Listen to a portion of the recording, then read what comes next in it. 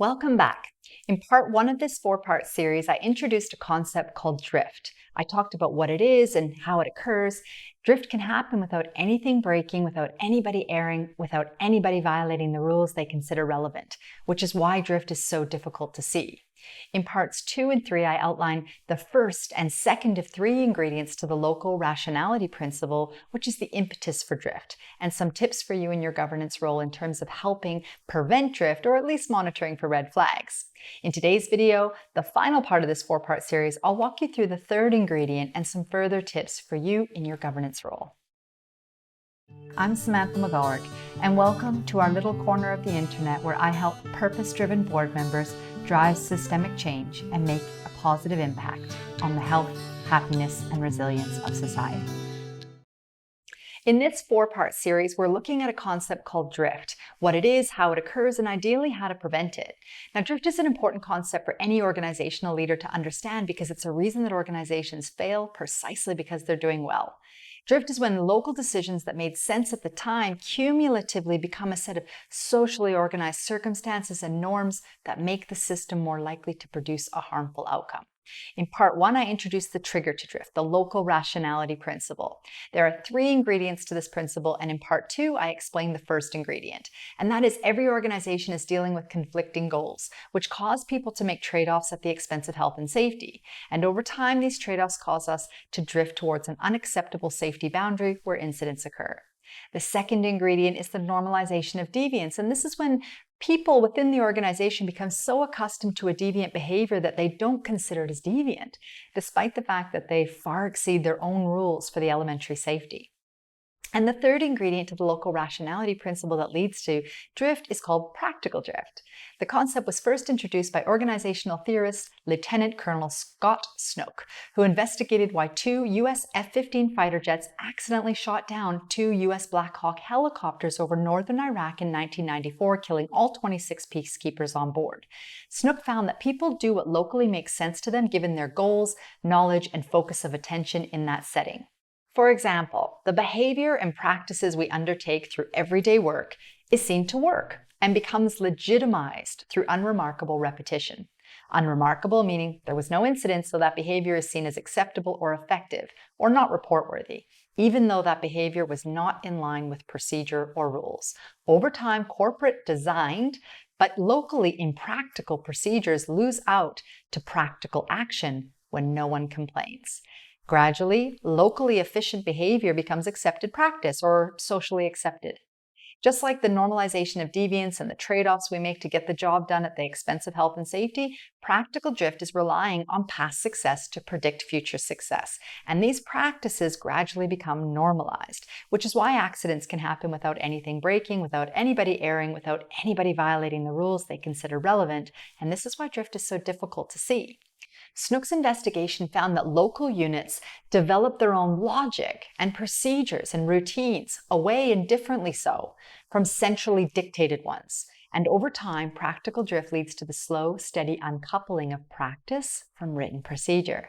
This is normal, as operational people discover that the original rules don't fit most situations most of the time, and given this sense of awareness and perhaps frustration with procedures and rules that don't support local work or don't make work easy to do the right way, people will act in ways that align better with their perception of the demands at the time. People start bending and breaking the rules, and the mismatch between what is needed locally and what is required at a corporate or global level occurs much more frequently, particularly as end users start to gain more personal experience and they accept that the changes they're implementing work better than the original or corporate rules and procedures. Rules therefore become less important in shaping action, whereas task demands and environmental changes become more important in influencing how work gets done. Other deviations people make from the corporate rules at a local level might include developing shortcuts and local optimizations, which reduce people's workload or improve productivity or efficiencies. Remember in part 1, I showed you Rasmussen's drift towards danger migration model that depicts some of these conflicting external pressures, such as trying to be efficient, productive, and safe at the same time. There's no way around these pressures. There's only room for maneuvering inside the space. Now, one of the ways we can tackle practical drift is to ensure that workers are involved in creating the systems of work that they need to use. Quite often, people in head office or safety personnel create systems that are not in consultation with end users. And we have a tendency to create systems that are overly complicated, bureaucratic, or they're not effectively integrated with the way work actually gets done, so they end up sitting in silo and are forgotten about, or simply not helping people perform their work. And the board plays an interesting role in this bureaucratization of organizational systems as well. For example, when an incident occurs and you ask why people didn't follow the procedure, you're indirectly influencing people's perception that the procedure or more rules and control are the answer to safe behavior. Or when you accept corrective actions that suggest, we'll update the procedure with that new step or process, you're indirectly contributing to people's assumption that more detail in the procedure is going to prevent this issue from happening again, when that's not necessarily the case. Now, we also need to ensure that organizational resources are put towards understanding how work gets done, not focusing all of our resources on putting together elaborate plans that cannot reflect in full what happens day to day. We need to find the activities, the decisions, the practices where people feel the system doesn't make it easy for them to do their job the right way. Because the right way will inevitably be the safest and healthiest way, because people don't want to be hurt or ill, and they're not a problem for us to solve. They're the solution to adaptability and flexibility that we need in complex systems that are inherently unpredictable. What Snook discovered after a 2-year investigation was that there were no bad guys, no one to blame. There weren't any catastrophic failures of a material or equipment, hence nothing to fix. This accident occurred not because of something extraordinary, but because of the opposite. Practical drift is just normal people doing their normal jobs in a normal organization, but it was the impetus to tragedy. On an organizational level, we can learn that just because something isn't broken doesn't mean that it isn't breaking. Human beings are bad monitors of systems that rarely fail, and we find it difficult to learn from failure given the emotions attached to failure. So we can't wait for things to fail in order to learn. Another reason why measuring success with safety by the absence of negatives events is not helpful. Even though drift is difficult to see, here are a few tips for you to think about in your governance role to help prevent drift or at least monitor for red flags.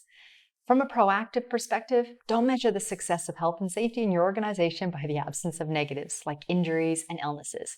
Safety should not be defined through instances where it is not present. Now, this mindset has been to the detriment of many organizations. So ensure that organizational resources and attention are put to finding the activities, the decisions, the practices where people feel the system does not make it easy for them to do their job the right way. In a similar context, treat success and reliability with chronic suspicion. One of the ways we do this is by maintaining a chronic unease, and that is we have a healthy skepticism about our decisions and the management of risks. Chronic unease is a key feature of resilient organizations because chronic unease prevents complacency. And thirdly, don't let past success determine future success. This is a principle of complex systems. The past cannot predict the future because complex systems are inherently unpredictable. And consider that just because we have the ability to implement further control, it doesn't mean we should. When it comes to control, sometimes less is more. People are the solution to our organization achieving success. They are not a problem to solve. If you haven't watched parts 1 to 3, I encourage you to take a look at those as well to get the full picture of drift and other tips I've offered in terms of your governance role. Thanks so much for watching. If you enjoyed this video, I would love it if you click that subscribe button to help my content rise to the top so that others can enjoy it as well.